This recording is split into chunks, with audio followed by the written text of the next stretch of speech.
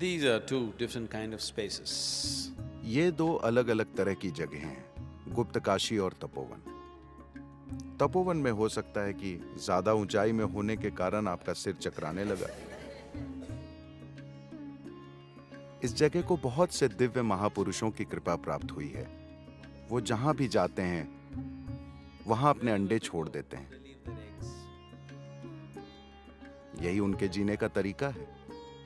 अब अगर आप अपने अंडे मुंबई या न्यूयॉर्क सिटी या कहीं और छोड़ते हैं तो लोग उसे कुचल कर चल देंगे, क्योंकि उनमें यह पहचानने की क्षमता नहीं होगी कि वहां क्या छोड़ा गया है। So the yogis also. तो योगी भी, ऐसे लोग जिन पर एक ऐसे आयाम को संभालने का सौभाग्य और बोझ होता है जो आम लोगों के अनुभव में नहीं है, वे जहां भी उठते बैठते हैं वे अपने अंडे छोड़ देते हैं। लेकिन वे हमेशा पहाड़ों पर क्यों जाते हैं? कुछ स्थान पवित्र स्थानों के रूप में इसलिए चिन्हित किए जाते हैं ताकि वहां वे अंडे कुचले न जाएं, बल्कि उनका अनुभव किया जाए और उपयोग किया जाए, ताकि उनसे कुछ उड़ निकले। तो वे ऐसे स्थानों को चुनते हैं। तपोवन ऐसा ही एक पक्षियों का घोंसला रहा जिसमें अनेक योगियों ने अंडे देना चुना। लेकिन अंडों का सबसे बड़ा संग्रह शायद केदारनाथ में है।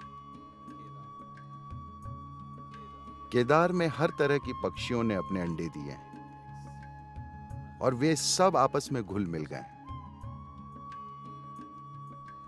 तो अगर आपको एक खास तरह से दीक्षा दी गई है तो आप अनुभव के एक खास आयाम के प्रति खुल जाते हैं।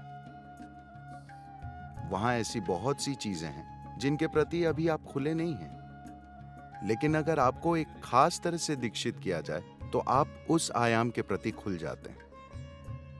भारत में मंदिर बनाने का आधार भी बस यही है। वहां एक खास तरह का अंडा दिया गया है और आपको एक खास तरह से उस तक अपनी पहुंच बनानी है। हर देवता के लिए एक विशेष प्रक्रिया होती है ताकि आप उस आयाम का अनुभव कर सकें। गुप्त काशी पूरी तरह से अगस्त्य मुनि के काम करने के तरीके पर आधारित है, जो कि विशुद्ध क्रिया है, 100% ऊर्जा का कार्य। कोई दूसरी चीज नहीं, कोई मंत्र नहीं, कोई तंत्र नहीं, कुछ नहीं। ये 100% ऊर्जा का काम है। मैं भी ऐसा ही हूं। मैं बस यही जानता हूं, मैं जीवन को एक से दूसरे आयाम में रूपांतरित कर सकता हूं, बस ऊर्जा के आधार पर। मैं कोई मंत्र नहीं जानता, कोई अनुष्ठान नहीं जानता, कुछ भी नहीं जानता। Without any ritual. किसी भी अनुष्ठान के बिना बस ऊर्जा को एक से दूसरे आयाम में रूपांतरित कर दिया जाता है। काशी पवित्र नगरियों में भी सबसे पवित्र है। ये ज्ञान प्राप्ति की प्राचीनतम नगरियों में से एक रही है। ये वो स्थान था जहां कभी एक साथ सैकड़ों प्रबुद्ध महापुरुष रहा करते थे। आप किसी भी सड़क में जाएं, आपकी भेंट वहां एक ज्ञानोदित महापुरुष से हो जाती। तो इस संस्कृति में ये परंपरा बन गई, अगर आप मरना चाहें तो आपको काशी में मरना चाहिए। काशी में मरते हैं तो मोक्ष मिलने की गारंटी है, क्योंकि वहां इतने सारे प्रबुद्ध जन रहते हैं। वे हर रोज गंगा में स्नान करने के लिए आते हैं। आप बस उनके दर्शन कर लीजिए। जब वो देखेंगे कि आपका समय निकट है तो वो निश्चित रूप से आपकी मदद करेंगे और आप पार हो जाएंगे। इसलिए आज भी यही माना जाता है कि एक उम्र होने के बाद लोग काशी चले जाते हैं और वहां मरने का इंतजार करते हैं।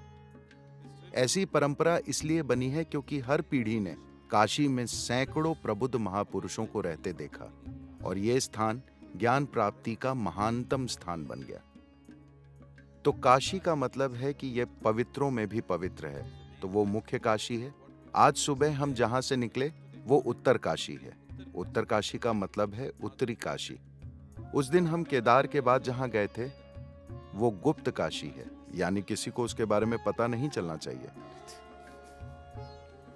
इन सभी काशियों में बहुत शक्तिशाली लिंग हैं जिन्हें ज्योतिर्लिंग कहते हैं। Which are referred to as Jyotirlingas. ये स्वयंभू हैं। इन्हें किसी ने नहीं बनाया, ये खुद अपने आप बने। ये धरती से लिंग के रूप में बाहर निकले। लोगों ने इन्हें पहचाना और इनके ऊपर जरूरी काम करके इन्हें बहुत शक्तिशाली बना दिया।